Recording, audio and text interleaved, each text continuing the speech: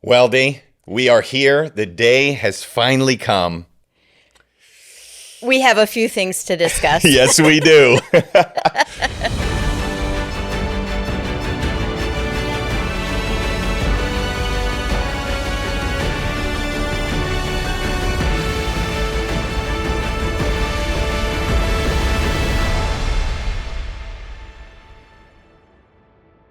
Man, it has been a long time coming for this day to happen. And, we had thought about podcasts. We used to do some stuff in the car with car confessions. But now to be here in this setting and to be able to actually have the concept it feels real good. It's exciting. And actually to be able to be here in like a beautiful studio. I know when we first actually thought about doing our own podcast, we were like, what do we do? Should we set up a camera in the living room? But then we're like, well, then there'd probably be a lot of cats running by and you never know. That's real life though. That's real life. That's real life. But we still wanted to bring something that was just more authentic. Yeah. And not overly scripted, to be able to have some husband and wife talk and really be able to pour into people. Yeah, so I'm really excited. We are here at Real Media in Kansas City, and really just super excited to have this place be the home for a few things. And so I'm excited. I honestly I have no idea what we're going to talk about. So well, we're going to talk about a few things. We're going to see what the few things are. But, let's start with that though. Yeah. So let's tell the audience, where did a few things even come from? Where is that derived from? Well, we had talked for a long time about hosting our own podcast, and it was really like, what would we actually want to talk about? Because I know there's fitness podcasts, there's faith podcasts, there's most of the podcasts that I could find with couples, they were talking all about relationship stuff, and then there's business and there's entrepreneurship podcasts, and we both love listening to podcasts and listening to like a combination of these things, but our lives are kind of a mush of all of those. As we've been married now coming up on 14 years. We are business partners with Hitch Fit, with Soul Fit, with the new things that are coming up. So we're together all the time. So we have the marriage piece. We've been entrepreneurs for over 16 years. And the faith piece, our faith in Jesus is foundational and core to our relationship. So we have that. And then, of course, we have all of the fitness pieces. So we didn't want to box into like one thing of like, okay, every time we got to talk about bicep curls and dumbbells and we love talking about that. But it's like there's so much in our lives that it was like, we want to be able to talk and share about all of these different things and pieces and give some value in all of them. And so we were like, yep, we're going to do a podcast. It's happening. And then we were like, what's the name? And, it's funny. So it comes down to two different things. Diana can go through kind of the biblical, foundational piece of a few things, but in our relationship, really early on, we used to do this thing where, we would walk in a room. I wake up a little bit earlier than her, and we'll talk about all that stuff later. But when we were finally both up, we would kind of do this joking thing where we would be like, "Hey, babe, I got a few things." and so we would then start the day by different conversations, or in the afternoon we would do it, or at dinner we did it of just explaining kind of our day, because my wife and I we're just together all the time. And so, being able to say a few things and then go into what it is that we were going to discuss and what happened that day. And it was really a beautiful thing. So for this all to come to reality and then be able to kind of talk about it in a way where it's like, for us, like she said, it's not just fitness. It's not just, financial or business or whatnot. There's so many pillars in life that we each have. And it's about really, really working on each one of those things to have a little bit more balance. Yeah. And just to clarify, you didn't say you would come in like every morning and I'm not a morning person. Well, okay, I don't want to say that because I speak life over myself. I am a morning person. But let me just say that's not my favorite part of the day. Is you used to not be the mornings, but I would come in the morning, and Micah is a very morning person, and so I walk in the room and he's always like, "Hi," and I'm like, "No." It's it's not time. But he'd be like, we have a few things to discuss. Yes. And so then it would be, it was always just kind of a funny thing of like, oh boy, like what do we have now? So when we were thinking of what are we going to call this podcast that encompasses who we are, all of these pieces that the Lord has given us to be good stewards of in our lives, we were like, what are we going to call this thing? And we had some ideas early. It was, I think we were like, I say the thing is all the time because it's like, well, the thing is, and we were like, oh, I kind of like that. But then I was like, no, I don't think that's it. So one morning I was in my devotions and I was praying about it. I'm like, Lord, we need a name. Like we've got to have a name for this podcast that really, I want it to have a biblical foundation, something that's rooted in the word, but that really encompasses us. And so that morning I was in Matthew 25, was part of my devotions that morning. And let me just read it to you. Matthew 25, verse 21, which says, it's the story of the parable of the talents. So the master gives talents to his servants and then he leaves. So one servant, he gives them 5 talents, one he gives them 2, and one he gives 1 talent to. And then the master leaves and he expects that these servants are going to take the talents and put them to use for when he comes back. He expects a multiplication of what he's given them, for them to have invested well and done something, been good stewards of what he's given them.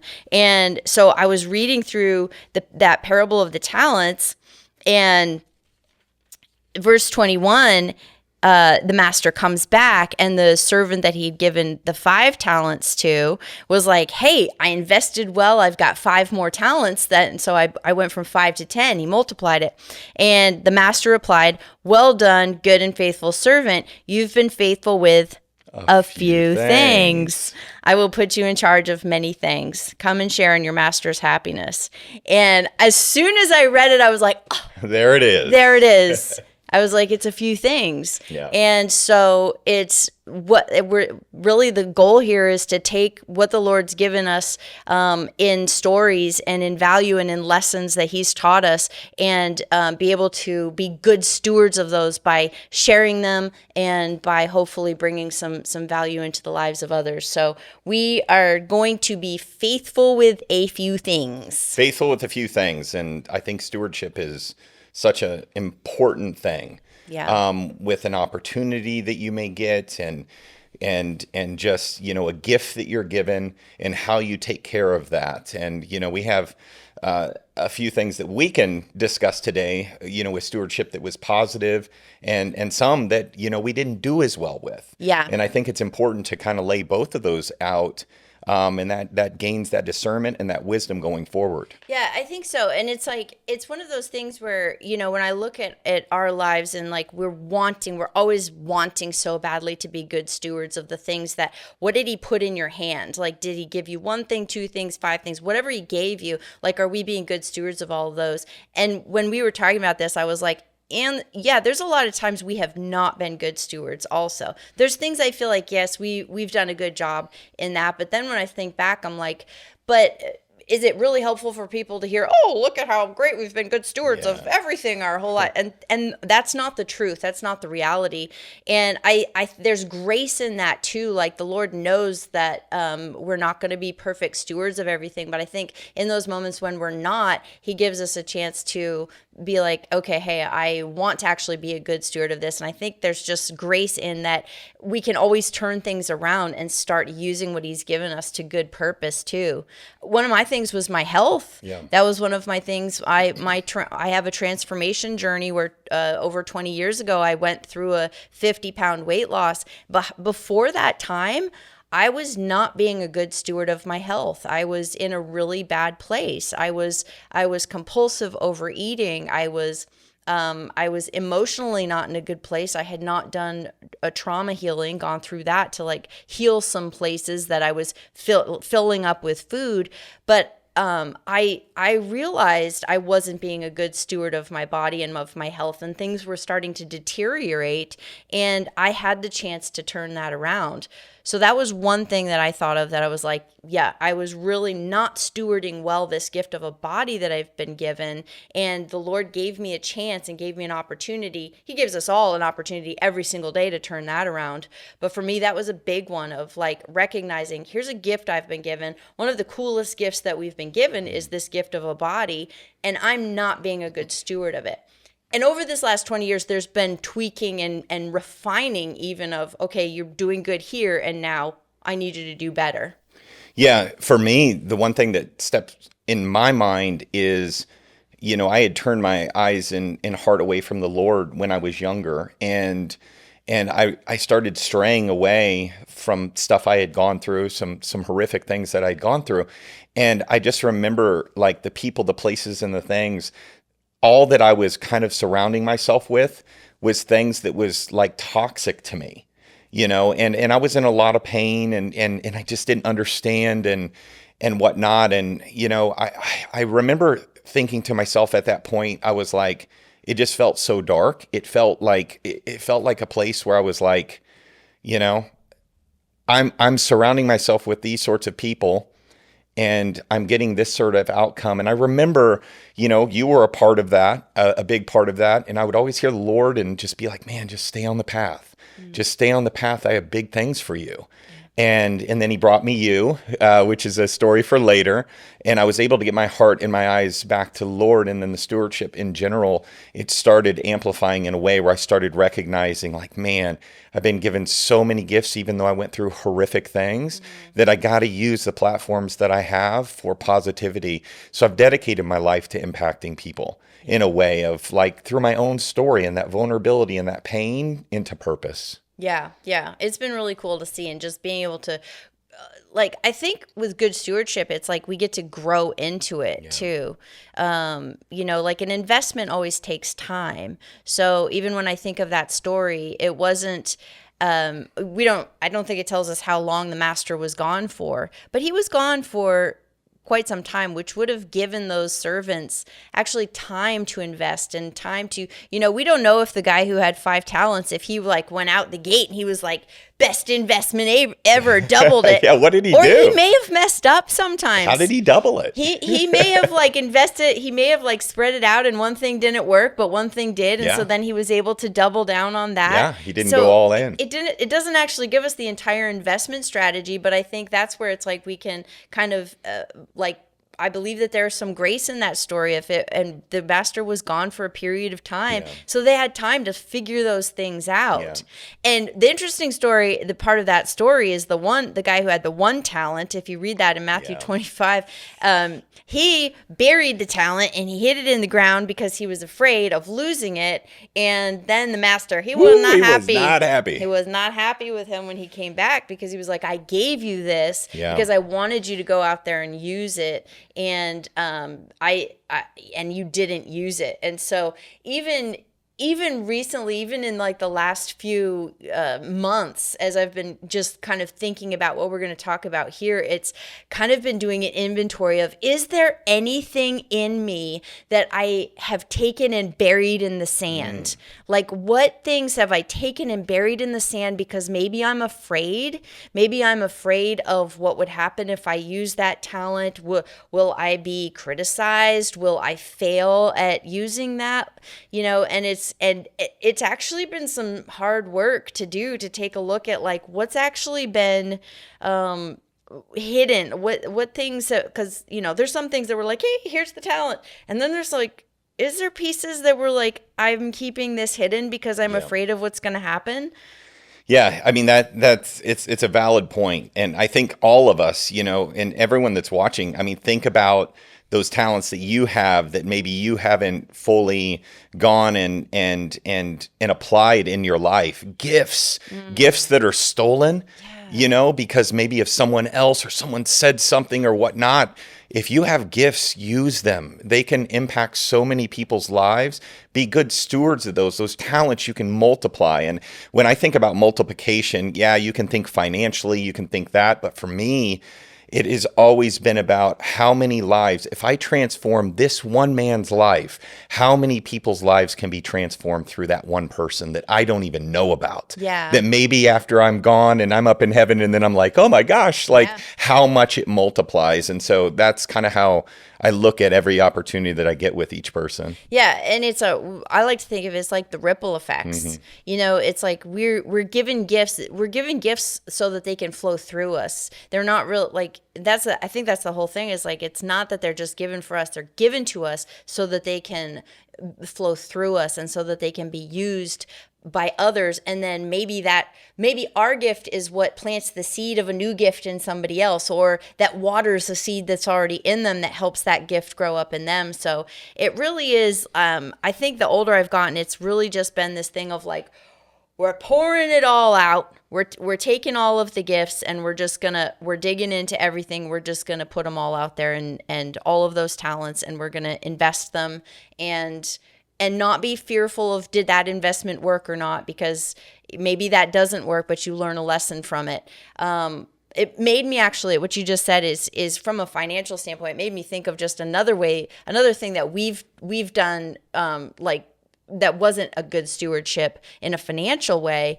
And when I think about this one, it was interesting. It was like something that we made, we had the opportunity to do a donation, and which sounds amazing, sounds wonderful. It was actually to a charitable organization, sounded really good, but we didn't pray on it first, and we actually made a sizable donation. And when I searched my heart on the stewardship of that money for that specific thing, I discovered that it was like we more gave it from or at least this was my heart. It was more of a prideful thing. It was and honestly, it was God can take even our mistakes and turn them into good things. So I believe that even though the heart where our hearts were, or at least my heart was in that giving, wasn't where the Lord would have had it, I believe he still used that gift to do good things. But as far as us, I think that it wasn't that there wasn't a blessing, but it wasn't blessed. You know what I'm saying? Yeah, and this is a heart posture, I think, too, because you know when you're giving, and we're all about giving, and giving to those that are vulnerable and in need, and you know, but it really is. It needs to also be. God still needs to have the control of the wheel in the giving opportunities as well. It's not just give here, give here, give here, give here.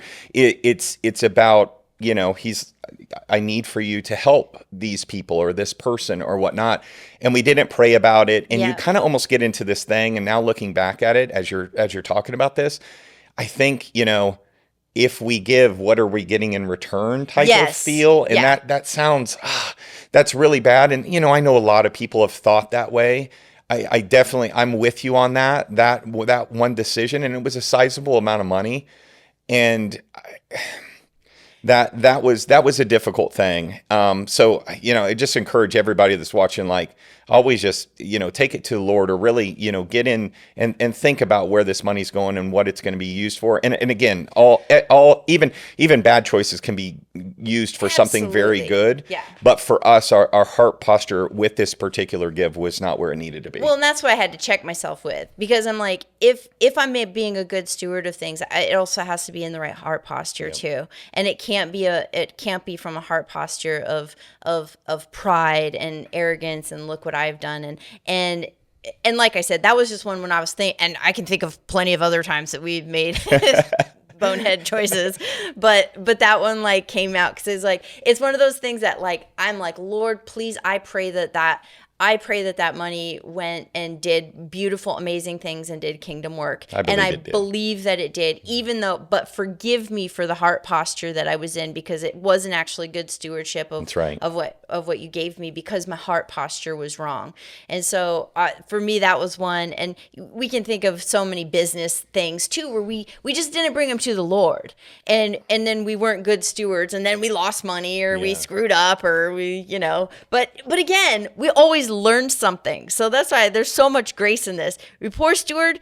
Okay, let's learn from that, and then going forward, let's be good stewards of what we do have. There's the flip side of it too, though, and I want to talk about one that was an amazing choice, and we did it the right way, and that has to do with our kiddos in Haiti, and the blessing that has been. And she went on a couple mission trips with her father and stepmother. And, she was called from the Lord to, like, we don't have children of our own, but these are supposed to be our kids and whatnot. So she comes back one year and she's like, we have some kids. And she explains the situation and whatnot. They're taking the pictures of the kids, and God is calling her and saying, we're supposed to provide for these children monthly. And so I'm on board. And then she goes another year and she's like, the Lord told me that we're supposed to have our own school. And I remember a few years later after that, God had kind of given me a vision to go and see these children. And I'll tell you, outside of my wife and obviously Christ, it was the biggest blessing that I could have ever had. To go see those kids in person, to be able to hug them, it's going to make me emotional. I wasn't trying to cry on the first episode. But I'll tell you, I got to hold them and understand that we did it the right way, where God had called us to that, and the blessing that we got from that and the blessing that these kids got. It was amazing. I mean, taught them how to flex, and we were working out, and they were just filled with so much joy, yet having very little. It was a beautiful moment. Yeah, and I agree with you. It was that whole entire thing. That was a point of good stewardship, of using something, even really before we had. And still today we have those kiddos. And we still 12 years. are sponsoring those kiddos all these years later. But I feel like that's an example of good stewardship. But it was giving before we actually had too. That's right. It's like, I think we have our good friend Randy, who's Go Big to Give Big, and when I shared with him that story, I was like, I also think of it the other way too, of give big to go big. Yeah. And so our giving in Haiti was a time where we were able to give before, like Hitch Fit was very new, and so that was actually good stewardship. And I believe that my heart, I know 100% my heart posture was right in that. So. And then the multiplication of that talent. Yeah. So think about that. One other thing that wasn't mentioned was our good friend Marcus. He called me one day, and I had us on speakerphone, and he said, "Hey, what is that school in Haiti that you help? And you have a whole school." And I told him, and he goes, "God has called me, and I'm supposed to give more." That's right. And so I told him exactly our setup and how much we were giving and everything else. And he goes, "Micah, because of you guys' giving and what you guys do there, it was the first thing on my heart. And I'm going to sponsor an entire school too." Yeah. And then we did it at the Lean and Level Up conference. And then all those people that end up doing it, like, that is the blessing. Yeah. Like the blessing of seeing God multiply it in a way to be able to help those children that don't have any opportunity. Yeah. And that's really a beautiful contrast too, I think, I think what happens when we're good stewards is that multiplication happens. I think that just exemplifies it really well. So we make some bad choices, we make some good choices. And we've made a lot of And from the both. bad ones you learn. You learn discernment, you learn wisdom to really always kind of, you gotta give it to the Lord. I mean, you gotta impulse give is typically not the route to go unless you're being called at that moment where you feel it and you know it. And sometimes that happens, but a lot of the times it's getting into prayer and understanding and going, okay, Lord, this is a large amount of money or a small amount of money. Yeah. Whatever that may be, just there's kind of a formula that you follow, and it's not about what am I going to get in return for this. What you're going to get in return is a tremendous amount of joy because you're able to give. And I do believe giving is the number one connection to joy, to true foundational joy is giving. Yeah, for sure. Yeah, and I think what the other thing is, a lot of times people think I don't have gifts, I don't have anything. And speaking into that is everybody has something. Everybody has something in their hands, and everybody has something that they could use. And sometimes I think we discredit it. We have so much social media now, and we see people that have so much, and maybe doing all these things, and so you think, oh, what I have is nothing. And I just wanted to speak into that a little bit of like, every single one of us has something. Every single one of us has some gift, some talent. There's not a single human being that God created that doesn't have something that they can say, here, Lord, I'm giving this back, and I want to invest this in your kingdom, and I want to see this multiply. Have you ever met a person that didn't have something? They had something or the opportunity for someone. Yeah. Where it's like there is someone in their life that they show love to. They have an ability. I'll meet like a woman or a guy that is just like, I mean, the greatest heart in the world. And you're like, man, like I am envious of that heart. Like your heart is so compassionate and so loving and so caring. And then the person that's so driven and, will run through walls for you. And like all those are gifts. Like those are things that God gives us in a way that that is able to impact other people's lives. Yeah. So don't shy away from them. Amplify them. Put spotlight on those gifts, and ask God for more opportunities. And be a good steward of them, because even in that story too, when the people that invested and doubled, multiplied the gifts that he'd given them, the guy with the 5 talents who had doubled it, he took the guy with the 1 talent and he gave that talent to the guy that now had 10 talents. He did. So there's like, and it's like we don't do things for the reward, but the reward is actually just kind of a natural byproduct of being good stewardship, of being good stewards, and of obeying the Lord and wanting to please the Lord and wanting to use what he gave us back for his service. So that's the thing, is like he gives blessing and stuff, and it's like we don't do it to get for the blessing. We do it because we love him and we want to serve him. But the natural, like his natural flow is like, I want to give you. He knows blessing. We want the blessing. Well, he designed us. He designed us to like, we like celebrate the rewards. blessing. Yes, like, it's literally how we're wired and how we're designed. So. Yeah, I'm just really excited to just keep diving into just different things, a few things, and just, see where this takes us and where the Lord takes our hearts with this. And I know we have a lot of different stories to share, and that I think can bring value to people. And so that's really my prayer and my heart with this new gift, this new blessing, is that we can be a good steward of it, that we can speak words that are wise, that bring that help heal wounds, and that can just bring encouragement and joy into the lives of the people that are out there listening. So we just encourage you, when it comes to stewardship and making those choices in your life, think about the things that you're doing, and think about the opportunities in your life every single day that you have, the gifts that you have every single day that you can pour into other people. That discernment, that wisdom that you carry on, and those decisions you make, and how that affects later on in life. Yeah, so thank you guys for tuning in to A Few Things. We hope that you will join us on the next episode. Make sure that you subscribe, write us a message, let us know how this podcast landed with you, what it brought up for you. Send us your questions, and we can't wait to see you again next time.